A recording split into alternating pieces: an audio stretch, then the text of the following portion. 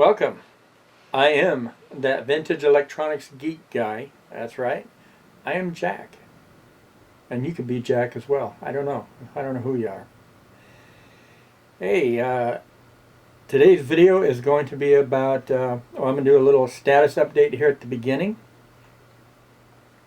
And then going to do some ham swap purchases that I've made, and some other miscellaneous purchases from eBay, Goodwill, etc. This video is going to be raw. There's going to be probably some dead spaces, going to be some ums and so's and stutters and stammers and stuff like that. I'm going to leave it raw because I guess out of laziness or time. I don't want to spend a lot of time editing this video. This video will probably be a little long in the tooth. I have a lot to say, a lot to demo. A demo is just going to be, here's what I bought, and nothing really powered on, tested, but it's a lot. And to move forward, I'll probably just put my tramp stamp and my pictures at the beginning and the ending of the video, and that's about it. So if you can't make it in one lump sum, but multiples, that's fine. I appreciate that. If you can only just bit, I'm fine with that too. I appreciate your support in all that you do.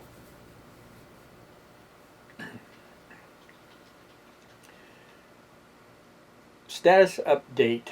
Gosh, been a million miles, been a lot of places, did a lot of things since the last video I done.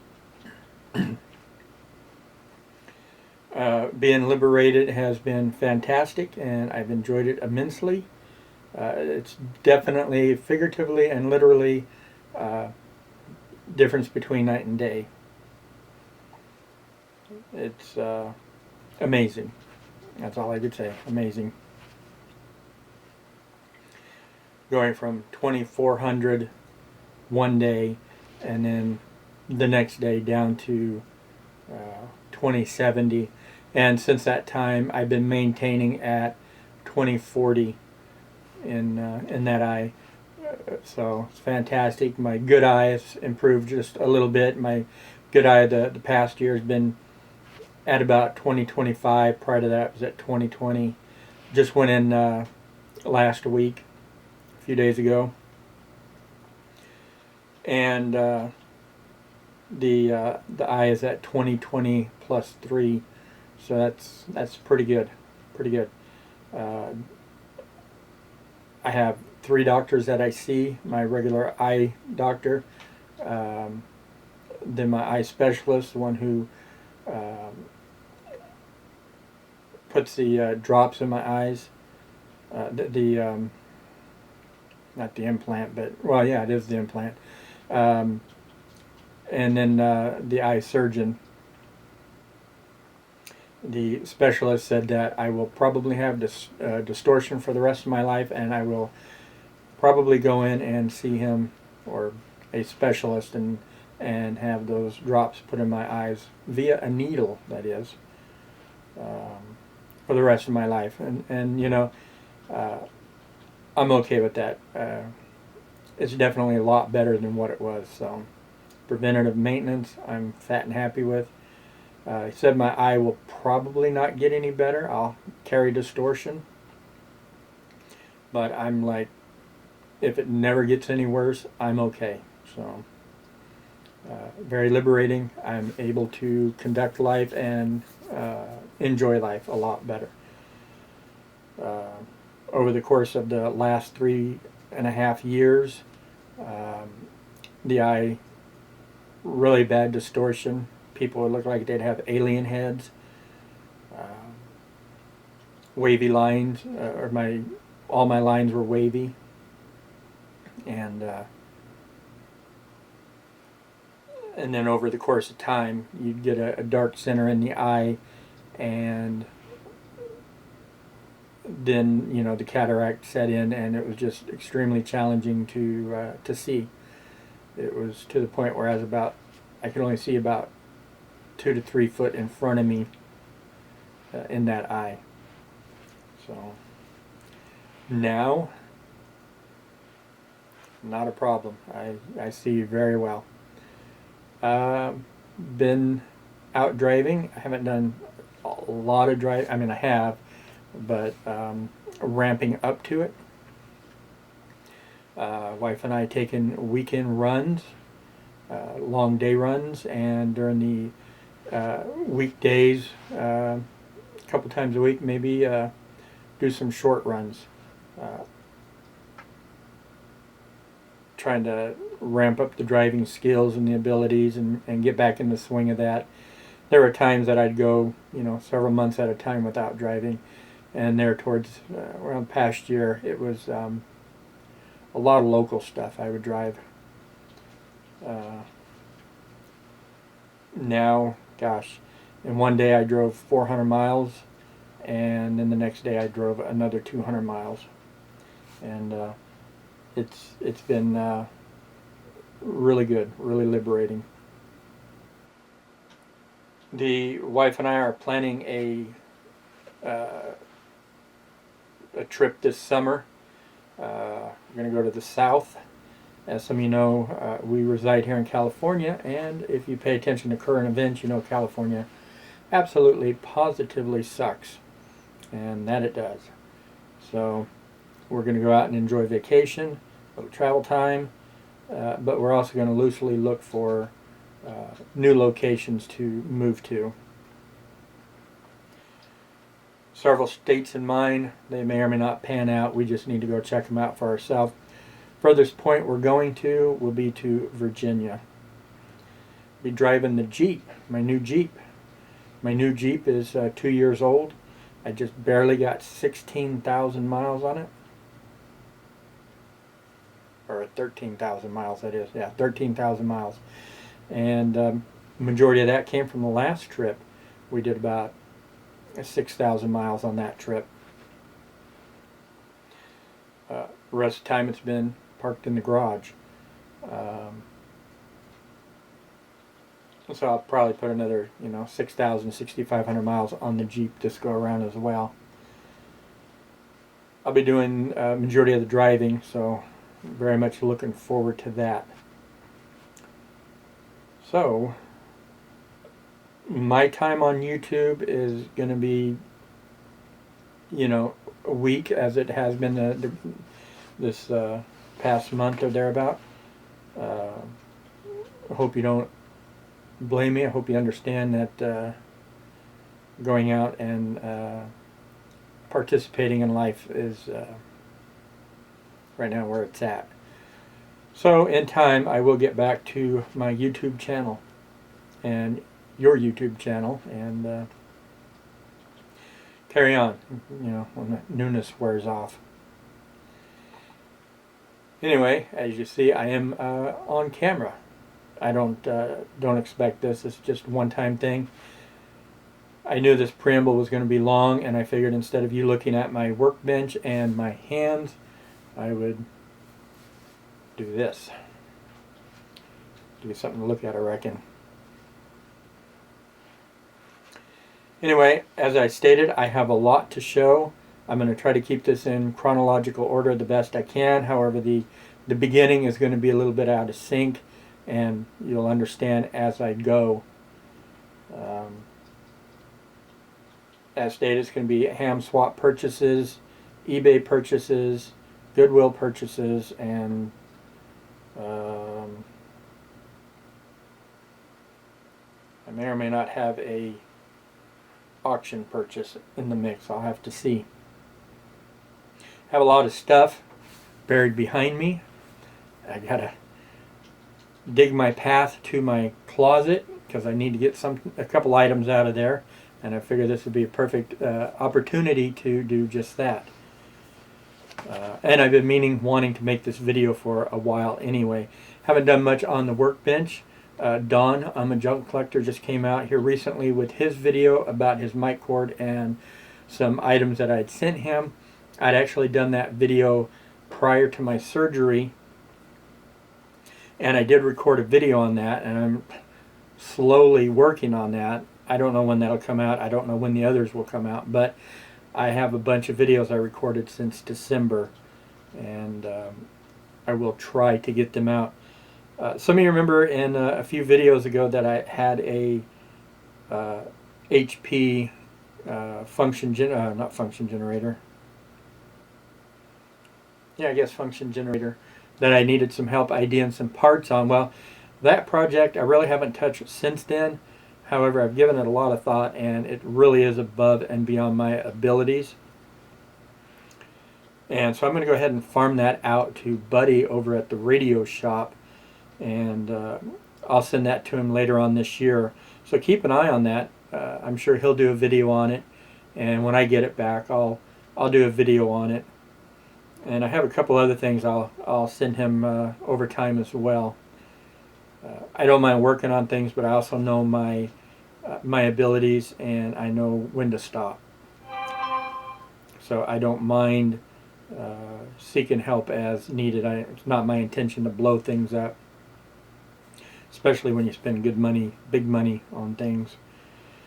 So anyway, with that said, let me shut up, and I'll re-aim the camera at the workbench. Again, rough, raw, unpolished video. I'll stop the video as I need, pick it up as we go, and will probably be very, very little editing. I have a lot of stuff behind me to go through, a lot of stuff on my workbench, and scattered about. So hopefully there's something fun and exciting in here for everybody. For me, for sure. All right, here we go. And again, thanks for sticking with me if you can. I also wanted to say that this is my second time shooting this this video. About halfway into it, or I'm sorry, about half hour into it or so, I realized the camera was not recording, just to find out the memory card had become corrupted. So if I seem a little hoarse or a little exhausted, it's because I've already gone through this once before with you. So now you know the rest of the story. Okay, so this section here is a little bit out of sync, and it'll make sense as I go. In my previous video eyeball update, I made a comment that I had ordered a vintage camera and a vintage lens, and I was waiting for it to roll in. I've actually have purchased several since that time in that month, believe it or not. The first camera that I bought was this entire kit here, and I've been wanting this camera for a while, but because when the eyes went goofy, I stopped buying cameras, accessories. In that month, I have been going out a little bit with the camera and playing, and my eyes getting better, and I could see through the electronic viewfinder and see all the data that I need, and so that has been fantastic for me. Get a little closer in so I'm not out of frame. This camera I need to work on. I need to replace the internal clock battery. That saves the time and the settings. Camera works fantastic. I really like this, and I can't wait to use it. All this stuff, you could loosely anticipate a future video, show and tell, demo, repair, whatever. A lot of this stuff that I'm going to show you, I haven't played with outside of the cameras. This is a Olympus Comedia.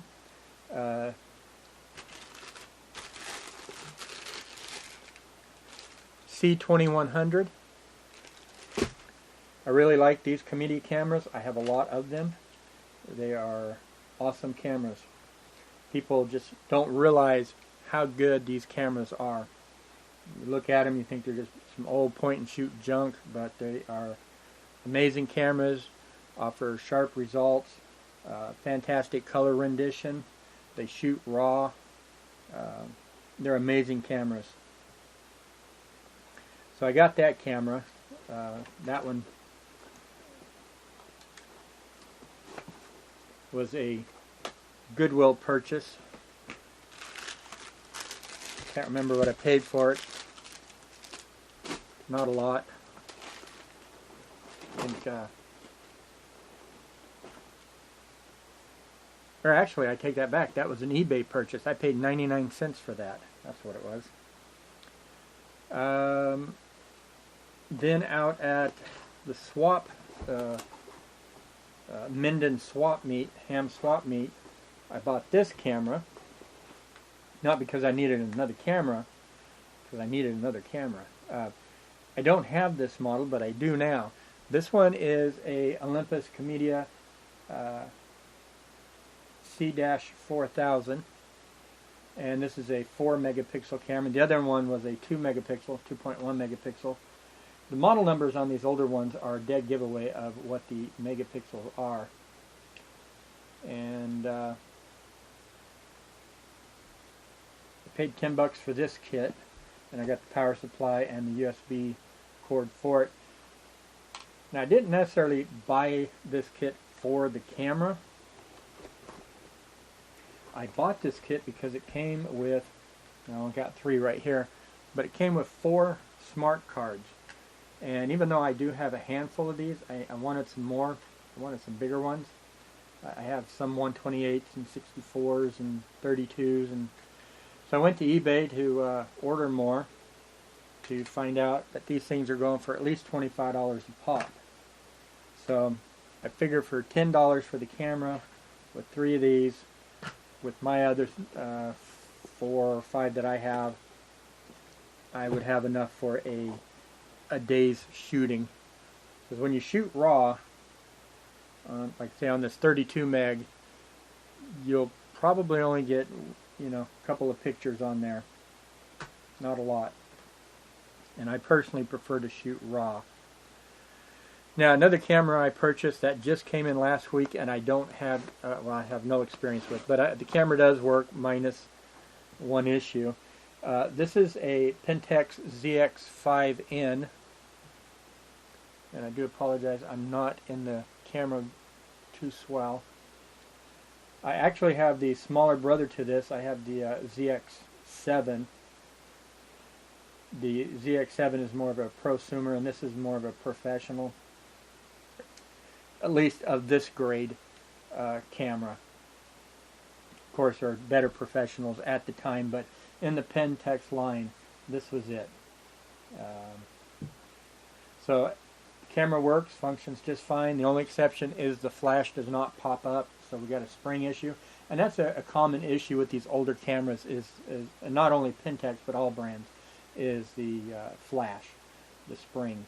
The flash does pop. I just need a new spring. Since this is not going to be a primary camera, be once in a blue moon kind of camera, just because I wanted this model. It's not going to get a lot of use. I do have an external flash, so if I do need one, I am covered. And this is a film camera. This does not have the date back, data back, which basically puts the date there imprinted on the camera. On my ZX7, I do have the data back. These also come with a winder. I'll get the winder for this later on. I do have the winder on mine, and basically what that does is it takes it from those little dinky CX2 batteries, whatever it is, and then it converts it into I think it's 4 AAA batteries, and so it makes it a lot easier to use without having to get those dorky batteries. But I do have those in rechargeable, so right now it's okay. Now, with this kit, I got the bag, the camera. I got this lens, which is not a Canon, but a Canon lens. Nice vintage one at that. This is a Vivitar 135mm f2.8.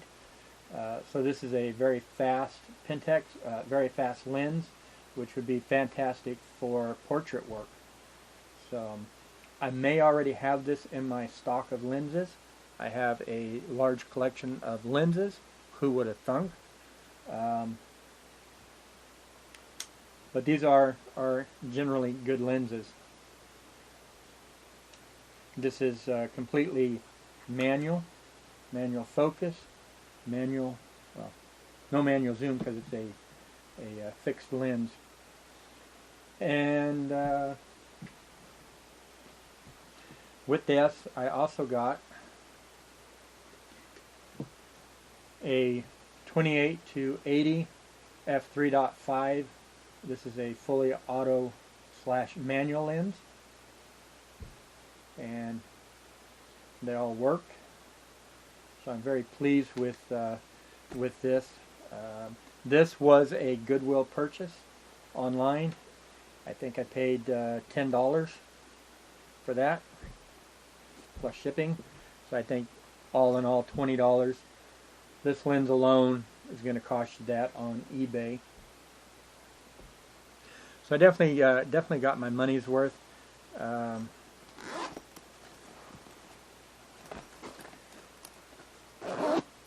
Inside this camera, I have another camera. Did not come with this, but this was a earlier purchase I made probably about 4 months ago, and I put it up and I couldn't access it, buried in the closet.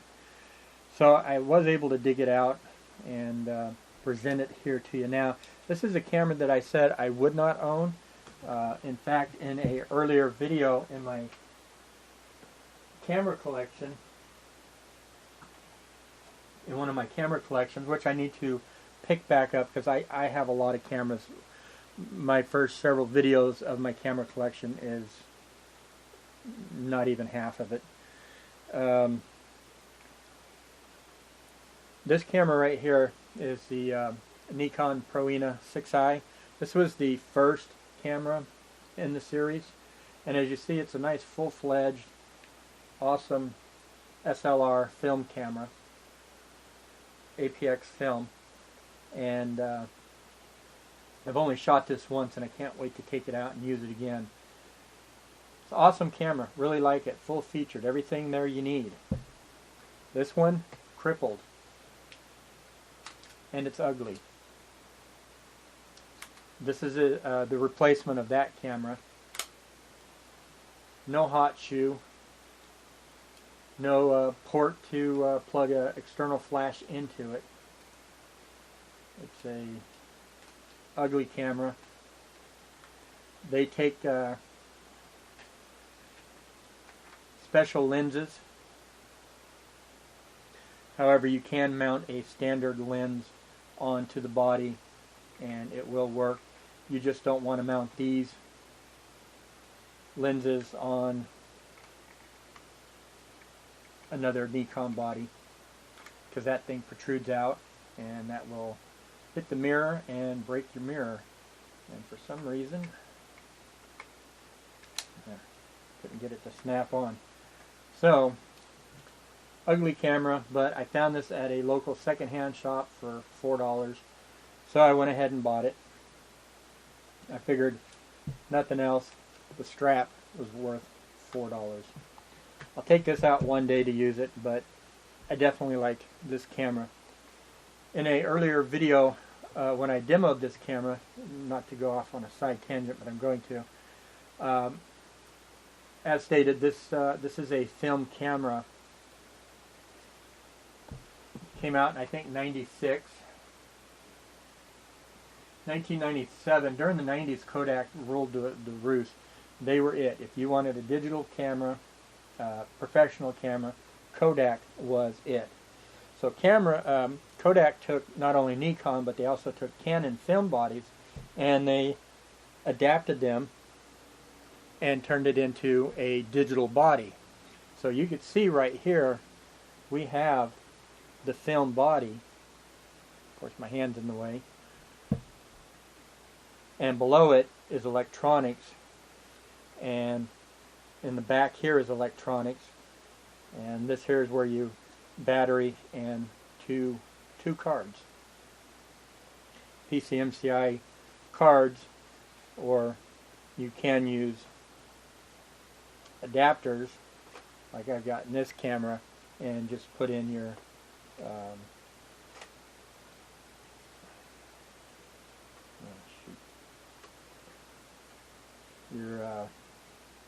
compact flash. It escaped my mind. So I will demo this one day. I'll demo all of this one day. But I'm thinking this here will probably be fairly soon. This here is a Kodak KC315. And that's how you would refer to this. You wouldn't really refer to it as the Nikon. But that's how life started. These cameras are just going up crazy in value.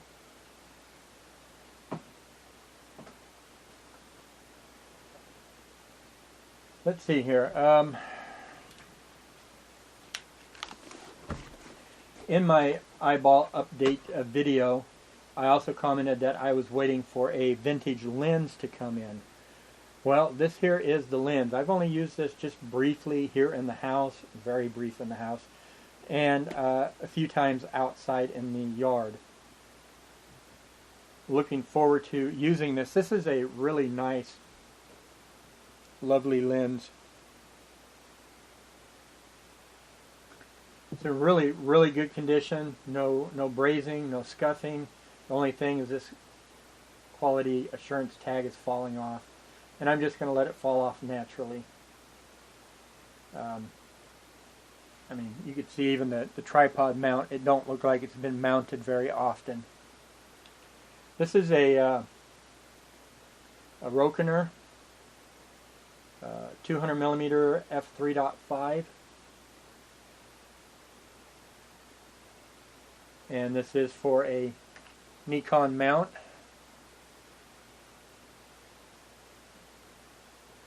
You can tell by the snout right off the bat that it's for a Nikon.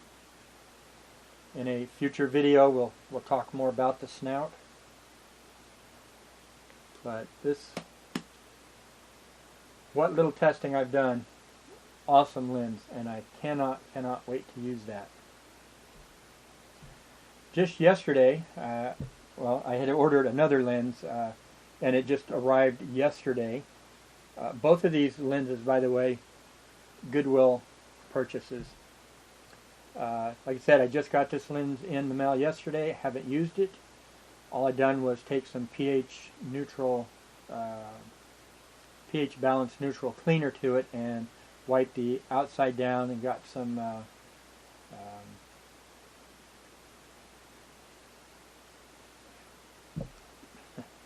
brain went dead. Got the dirt and some haze off of it, and it cleaned up really nice. This is a Vivitar 300mm f5.6 lens, again with the tripod mount. This is a M42 mount. Actually, it has a replaceable T2, so you can make it any mount that you want. We'll get back to that in just a second. The only thing that I could see right off the bat that's wrong with this lens is this focusing ring, and I do apologize. I need to get closer to the camera so I'm not off to frame here. This focus ring, it has two little screws there, one there and there, that are semi-loose, and when you get to one edge, it slips. So I need to get this line back up, loosen that up, line this up, and tighten it back down. And that's all that I could tell that is wrong with the lens. Haven't mounted it, nor have I even looked through a light. And I'm not seeing anything. I don't see any dirt, mold, debris like that. Anyway, one other thing, and I'll get to the mount. This has a really cool aperture ring. I've only got a few lenses like this, and this would make a fantastic video lens, because not only do you have the clicky part here for changing the aperture, but you can, if you want to leave this open up, and as a filmmaker, go from f5.6 and then slowly spin that to f22. You can.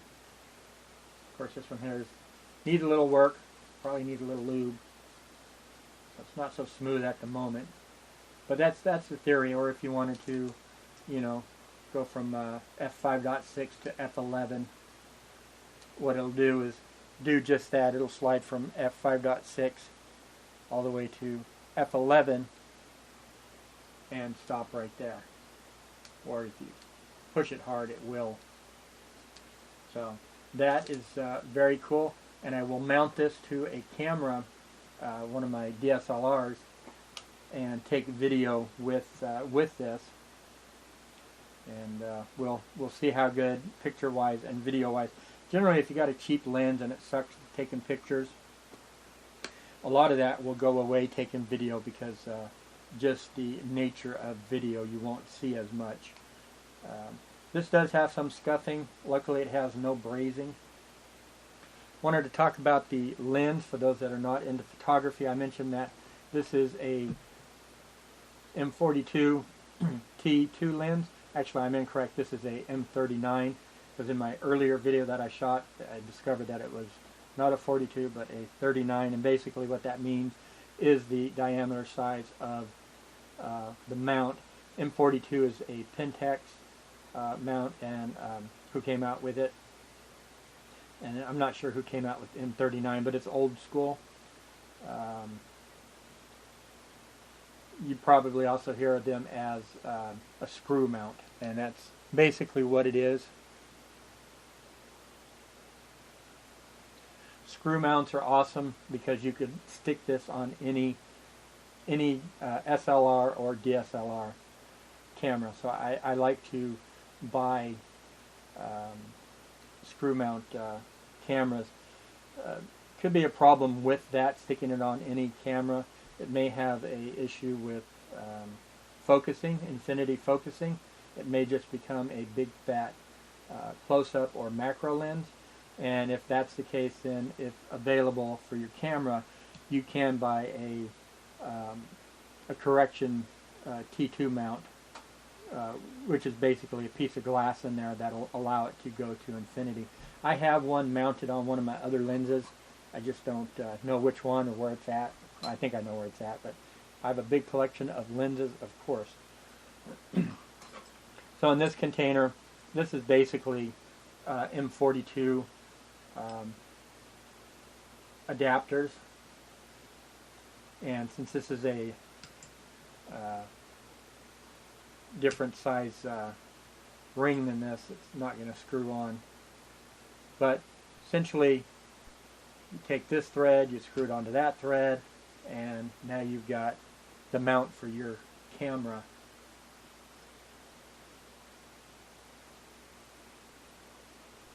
You could also get a, M42 to M39 or vice versa thread mount, which I think might be what that is.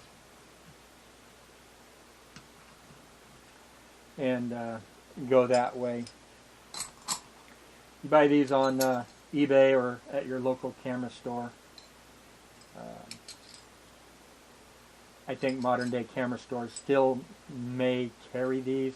Might not be a lot they carry, so definitely look on eBay for those. They'll run $5 to $10, maybe cheaper if you're lucky. So very excited to take this lens out and shoot it. The last camera that I purchased is the one that you see here, this big fat one. This is a Nikon D1X. I placed a bid on this on eBay, and I lost. My maximum bid was $11.50, and I lost. I really didn't want to go too much more than that, because it was sold untested, unknown if it worked. So I figure, spend a few bucks on it. I don't mind, but get too fat with the cash. I don't want to lose too much. This is a camera that I've been wanting for a while, but these things could also go for a big price. So I bought the body unknown, and then I bought the AC power supply because I knew I wanted this camera. They make 3 different types: the D1, D1X, D1H, and I will get the other 2 eventually. They have a place in their history, place in camera history. The D1 was Nikon's very first DSLR for the professional, which came out '98, I think. They did come out with their very first DSLR in the 1987. One day I will get that, but they are very, very expensive. So I bought the AC adapter, waiting for that to come in. I figured, well, I'll go get the battery charger, and I notated that the battery charger was rather expensive. $100, $150. Wow, that's retarded. So I went ahead and put a watch on it, and probably about a week later, one came up for about $30. So I went ahead and bought that. So I think I paid the same for the charger, the AC adapter. The battery, you could buy these batteries from B&H, and I paid $30 for the battery. And then I bought this eye ring from B&H, and I paid $15 for that. And this metal ring is rubber. It didn't have one, and so that's really good. So if you hit your glasses on it, it'll help stop from scratching it up. It also has a piece of glass in there, which will help protect the camera's glass, viewfinder glass. I need to find this plastic. If you have one or you have a source for one, let me know. I definitely want to buy some. And it's just a piece of plastic, clear plastic, that snaps over this and protects the screen. Camera works fantastic. I've taken it out a few times, and I just really, really enjoy this camera. Need to order one more battery for the trip. I'm taking this on my trip. Been wanting to take a vintage camera with me, and I decided, well, let's go ahead and take this one. This camera here is a 5.3 megapixel camera. So what I've taken maybe 250 shots with it, and amazing camera. As I stated earlier, a lot of people dismiss these and they play the megapixel war, and they want 89 million megapixels. You know, if you're not in the industry, you don't need that. 5 megapixels is more than enough. It'll print a 11 by 14 size picture. How many people are going to do that? Probably not many. And back in the day, this is a professional camera, even though it's not a full frame camera. It is still considered a professional camera, and it was marketed and targeted towards the professional journalists, and so that's who use these cameras. So really looking forward to using that. Now, one other piece of camera gear before we move on to the ham swap junk. Well, actually a couple more. For the trip, for a backup body, I'm taking one of my other vintage Nikons, and this is a Nikon D70, and I forget how many megapixels it is, but I want to say it's also 5 or 6 or something like that. And it too is a really nice camera. It is newer than that, has newer technology, but impressive camera.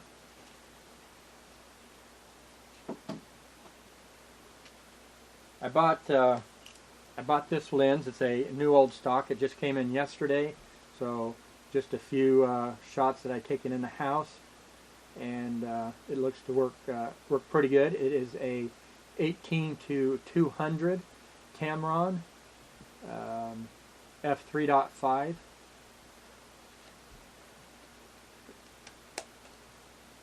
And this thing is in amazing condition, new old stock. So picked that up for about $140. The wife is going to use my vintage Canon here, and so we got her this lens. She didn't like the 28-200 I had mounted on it.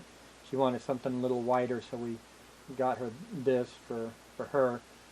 This is a Rebel T1i, And this is a 10 megapixel DSLR that also supports 720 video.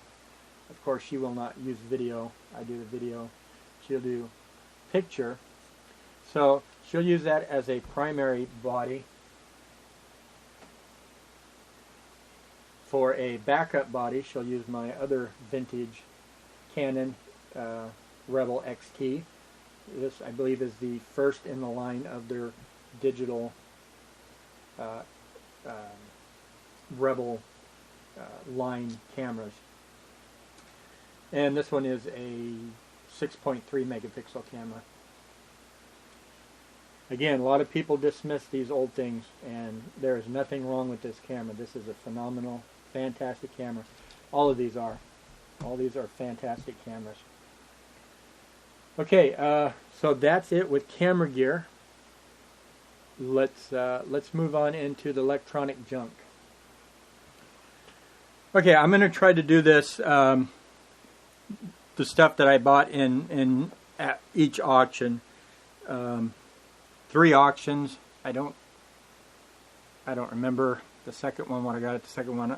I'll remember it hopefully when I get there. I may not have bought anything at that time. Anyway, so at the first auction, I picked this up. Now, my facts and all that might be skewed, so by all means, fact check me as far as dates and all that good stuff, or any other pertinent information I may be skewed on. Anyway, the first item here is a Kenwood Tr 2500. Now, I'm not going to put up any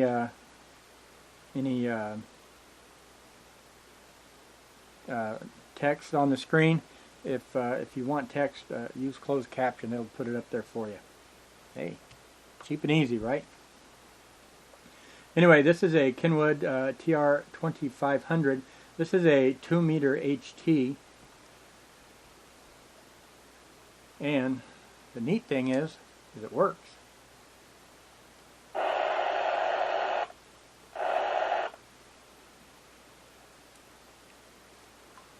This is from 1986, 87-ish.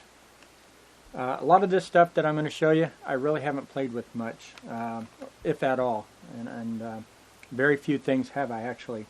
This is one that I did play with. Comes with a aftermarket battery that has a charge, but I don't have a charger. I thought I found a plug. I got the right size barrel, but the center part, the one I have, is way too big, so I can't get it to charge until then. But the radio does receive and transmit, which is really cool.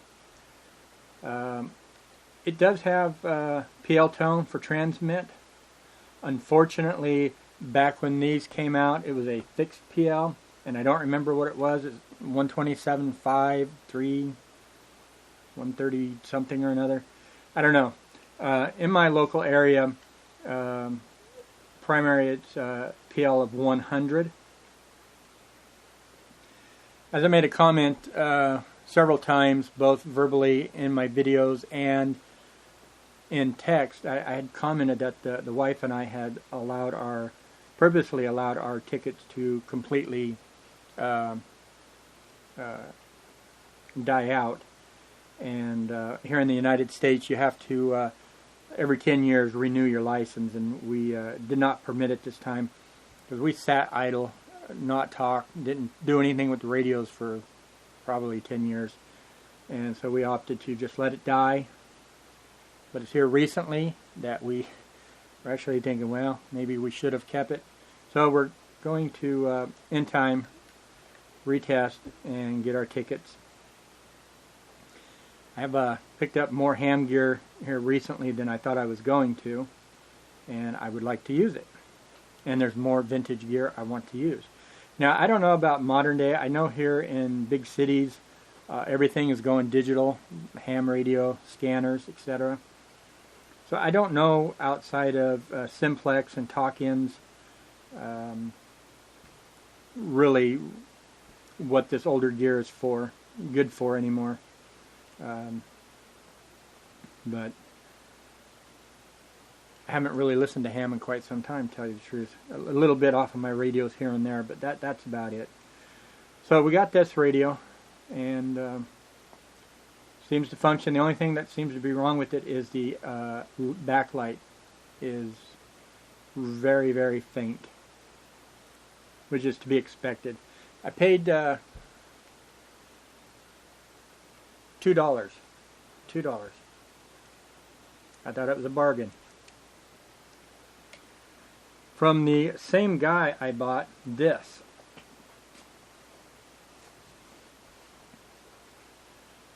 ICOM IC25 Alpha. It's also a 2-meter mobile. Now I have to be honest with you, I never opened the box. I bought a few things from the guy, and I can't remember what else I bought from him right off the top of my head, but I bought this and that HT, paid $10 for this. I didn't even open the box, and I still haven't opened the box. We're going to do that right now. There could be a box of rocks in here. I have no idea. So back in the day, we had this kind of twizzly thing to open. And I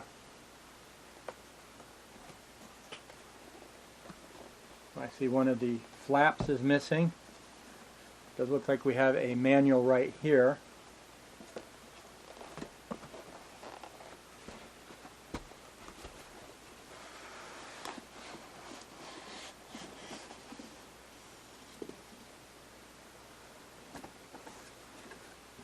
Alright.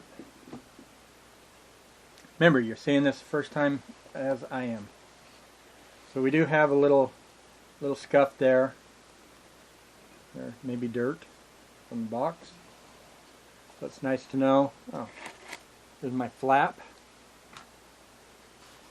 Nice to know that it's there.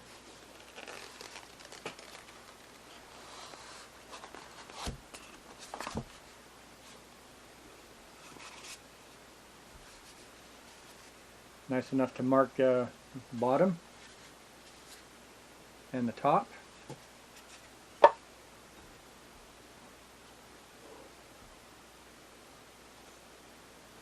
This radio weighs a ton. Wow, that is a really nice radio. So this also, oh, now I remember what I got. This does have PL tone, but it is, I thought it had PL tone. I think it has PL tone.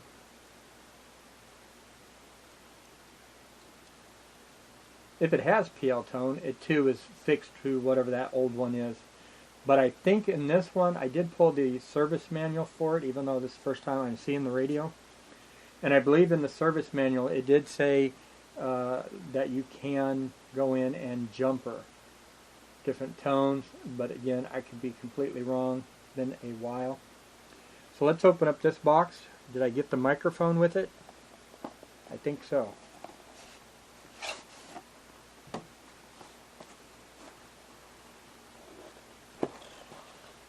Oh yeah.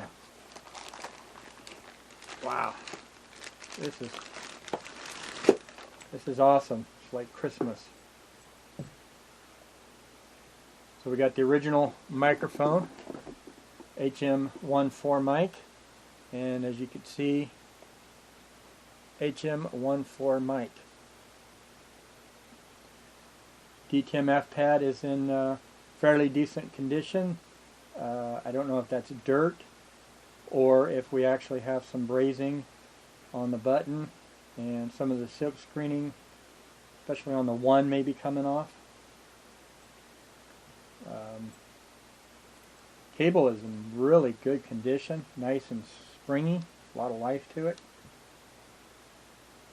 And then we have, I believe, an 8-pin mic jack. So this is awesome. Button feels good. So, wow, pretty awesome. Now, this also surprises me, because these are generally lost to time, which is a good thing, because a goofy mic jack, nice big fat thick wire, and properly fused on both sides. So, and very long. It's designed to mount up underneath your dash and run out to your engine block, to the battery out there.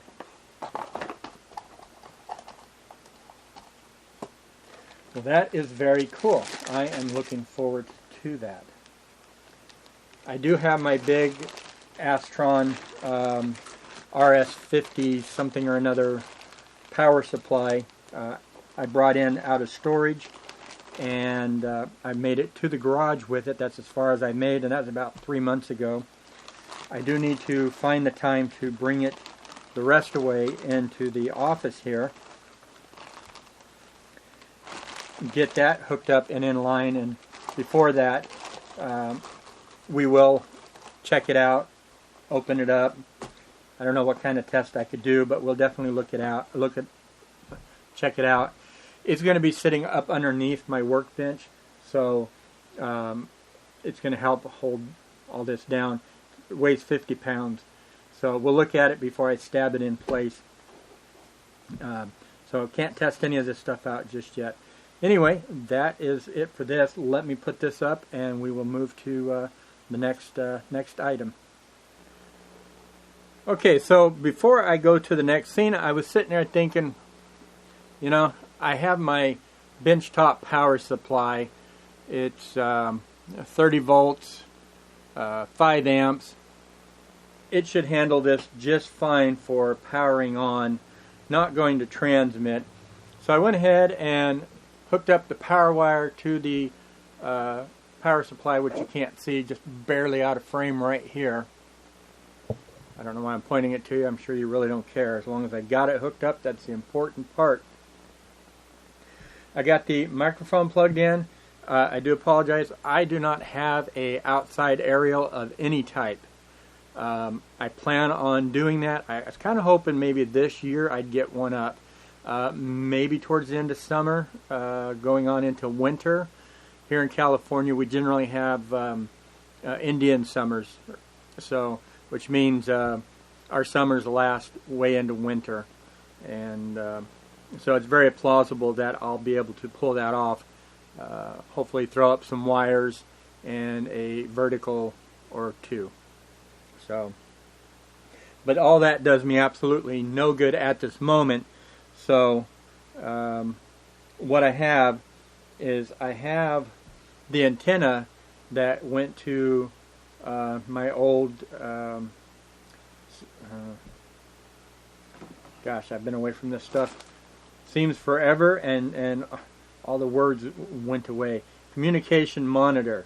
So it's nothing more than a telescopic whip antenna on a swivel on a BNC on the back of the radio. I have a BNC to PL259 connection. So let me go ahead and stab that in place. Not really anticipating receiving anything outside of a lot and lots of noise. I have a lot of noise in this office, and it's primarily from all this junk.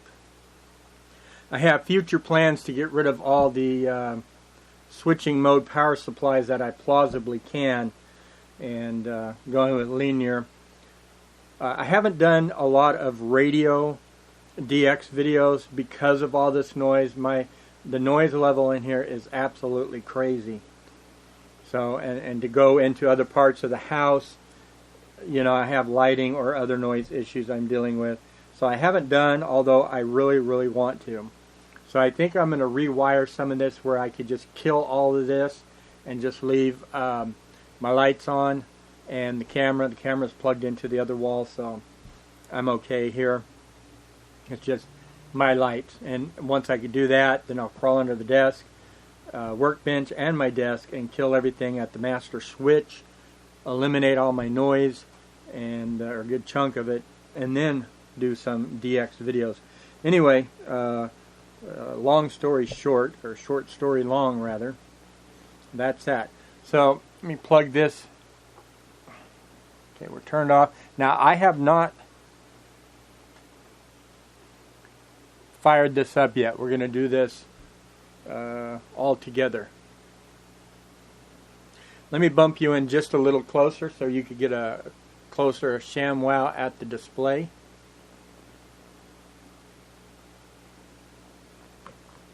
Okay. That looks pretty good. I'm going to leave the lighting like that. That way when this fires up we could still see the display good enough, but yet still see the front of the radio. So let's go ahead and turn this on first time.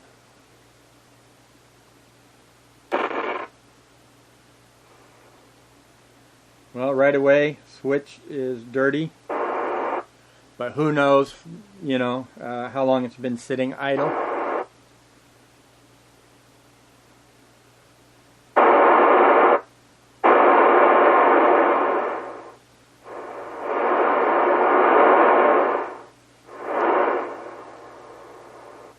So it sounds like it just cleaned itself right up.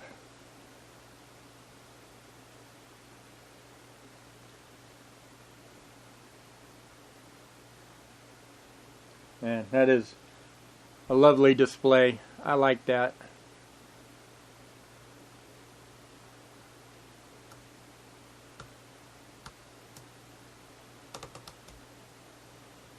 So here's to write your memories to channel. Right here.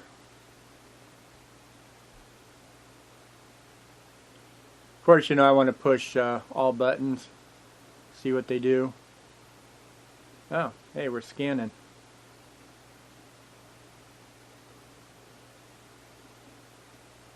Backwards. Scan up.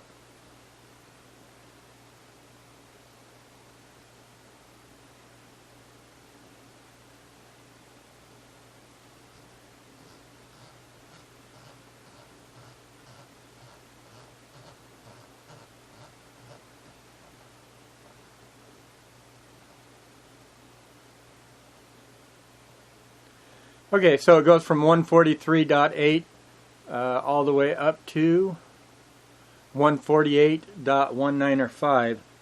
So definitely covers the Mars. I don't know if that's been modded or if that's how it's supposed to be.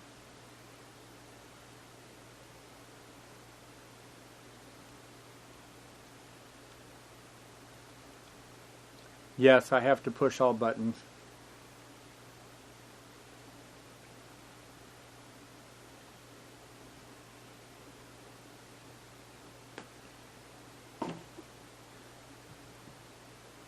No, you really shouldn't be doing it off of this kind of antenna. I should reach up and grab my dummy load, but a quick click shows me that it is working. Of course, I don't know full power or what.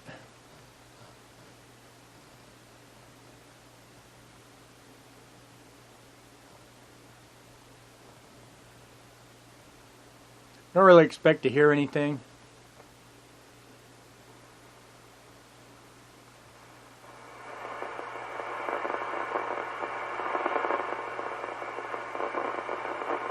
But I can tell you, that sounds fabulous.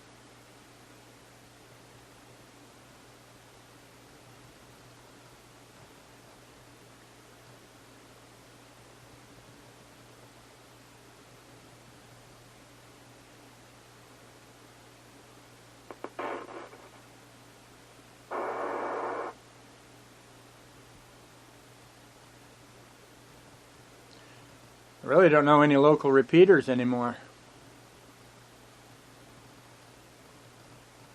And what I do remember, I've gone by most of them. That's a simplex frequency. When I was active on the ham bands, I worked simplex 99.9% of the time. and that's where I would park my carcass. In fact, I made some homemade beams out of old TV antennas. In fact, I still have them. I can't bring myself to throw them away. One's a 2-meter beam and the other one's a 220 megahertz. What is it? 1.7 meters.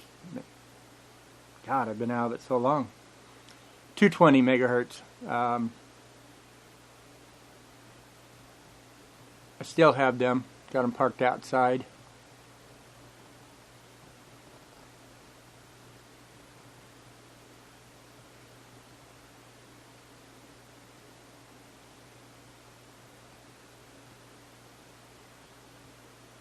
I'm watching the monitor, camera monitor, so I'm really not looking at the radio straight ahead, because I got it angled where the camera could see it more than me. But the few times I do look at it, it's really nice radio.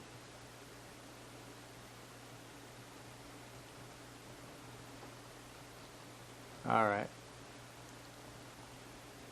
Well, nothing. I kind of figured nothing.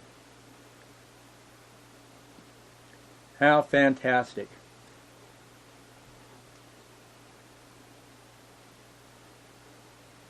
And pardon my reach. I think, yes. The other thing that I got with this radio is this. Of course, I haven't plugged this in, fired it up, see if it worked. How many of you know exactly what that is? Dawn? You're right. That is a CSI. I'm sorry, not CSI. Communication Specialist. Why ain't that CSI? Yeah, I think that's CSI. Communication Specialist Incorporated. Anyway, model TE64. And this is a PL tone generator. I think it's just encode. I don't think it's decode, but I'm sure if you wired it up that way it would be. And this rotary switch here, very, very, that thing is like you're messing around with an HP or something. It is very tight. So, covers sub-audibles from 67.Z to 203.5.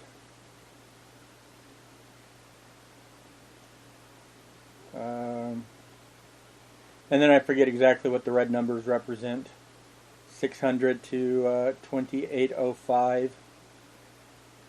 I don't think that's digital. I think this is just strictly analog, but I could be wrong. I pulled the schematic up for this a while ago. Looked at it then. I don't remember. This right here is actually a piece of black tape that was on there when I got it, and what's supposed to reside underneath that tape, you can see the hole right there, is a little switch. Turn it on and off, and this here toggles between the black and the red tones, and the little mounting bracket. So it shouldn't be too hard to plug in and wire into a radio. So again, $10. Could not go wrong.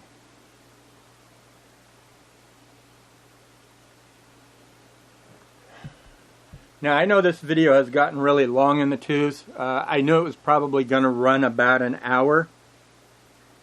But I'm sitting here looking at this pile of debris that I bought. And it very well could go for another 30 minutes, honest. It might even go for slightly longer. So what I'm going to do at this point in time, I'm going to break this video up. It'll give me more content to my channel, of course. But I think this video in totality is going to be at least 40-45 minutes, give or take. So I don't want to take up too much of your time in one setting, so let me go ahead and make this a part 1, and next video will be part 2. If there's a part 3, then I'll break it up. I'll try to break it up about every half hour-ish or so. Again, raw video, very minimalistic in editing. So with that, I will meet you in part 2. Thank you for watching, and fine business in the contest, OM 73s.